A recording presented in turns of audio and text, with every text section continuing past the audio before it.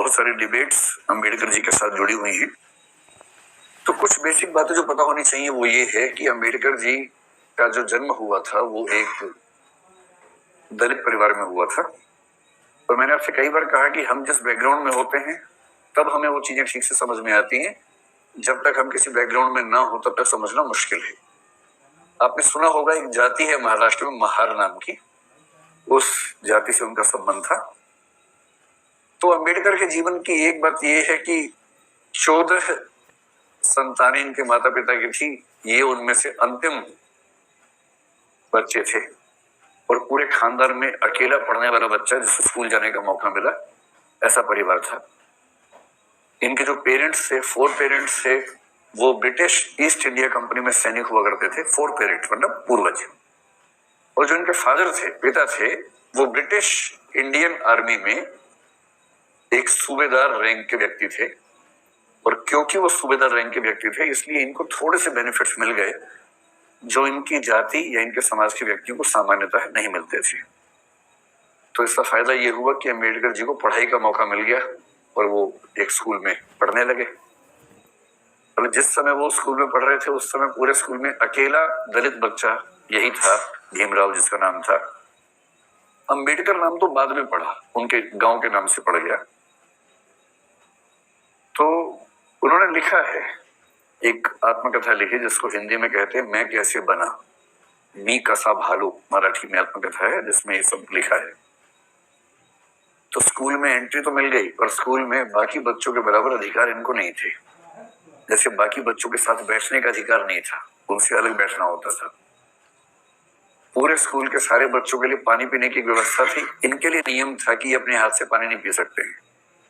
कोई employ school का होगा सवर्ण, वो मटके से पानी लेके दूर से इनको पिलाएगा ताकि बर्तन टच ना हो जाए।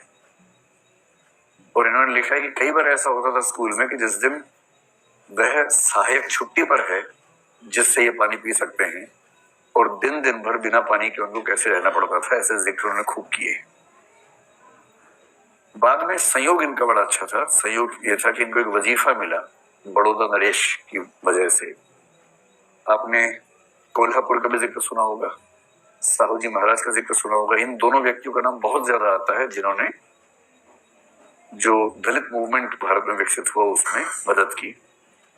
और फिर ये बड़ौदा राज्य से स्कॉलरशिप लेकर बाहर पढ़ने के लिए चले गए, जिसमें कंडीशन ये थी कि जब लौट के आएंगे तो ये वहां सिविल सर्वेंट बनेंगे, आज की भाषा में कहें तो पीसीएस ऑफिसर बनेंगे, ये अंडरस्टैंडिंग थी। फिर इन्होंने कोलंबिया विश्वविद्यालय जो अमेरिका में है वहां से, और फिर यूके से भी, यूके में अगर मैं ठीक ध्यान कर पा रहा हूं तो कैम्ब्रिज में शायद ये थे, मैं आपको बताता हूँ, London School of Economics LSE, UK में London School of Economics. Ambedkar को खारिज करने वाले अम्बेडकर के पैर की धूल के बराबर भी नहीं है पढ़ाई लिखाई के मामले में। इसका प्रमाण ये है कि आपने ऐसे लोग देखे होंगे जिन्होंने master of arts, MA, MSc, हमको कुछ किया है। कुछ व्यक्ति PhD वाले दिखे होंगे। मुझे पूरे भारतीय स्वाधीनता संग्राम में एक ही व्यक्ति दिखता है जिसने 1 नहीं, 2 नहीं, 4 PhD की थी, और वो डॉक्टर अम्बेडकर है। 4 PhD, जिनमें से इकोनॉमिक्स में 2 PhD उन्होंने एक कोलंबिया विश्वविद्यालय से की और एक लंदन स्कूल ऑफ इकोनॉमिक्स से की।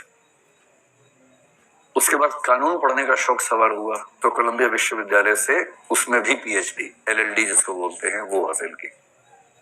और चौथी PhD उनको भारत में उस्मानिया विश्वविद्यालय से उनके कॉन्ट्रीब्यूशंस की वजह से मिली, जो उन्होंने एक बड़ा आंदोलन चलाया उसकी वजह से मिली। तो अम्बेडकर का सौभाग्य था कि उनको पढ़ने का मौका मिला, और जब मिला तो उन्होंने इस पढ़ाई का पूरा फायदा उठाया। और जब इतना कुछ समझ लिया तो फिर उनको लगा कि मुझे कुछ लिखना भी चाहिए, मूवमेंट्स भी करने चाहिए। तो ये सब जब हुआ तो उसके बाद उन्होंने कई आंदोलन किए।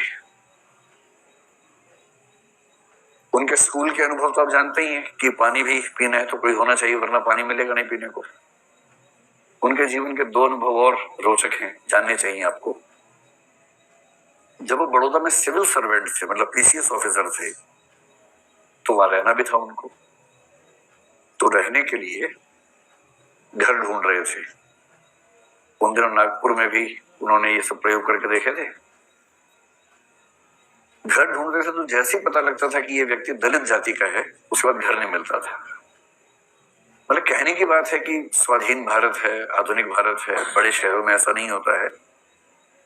21वीं सदी में भी दिल्ली के मुखर्जी नगर में ऐसा होता है।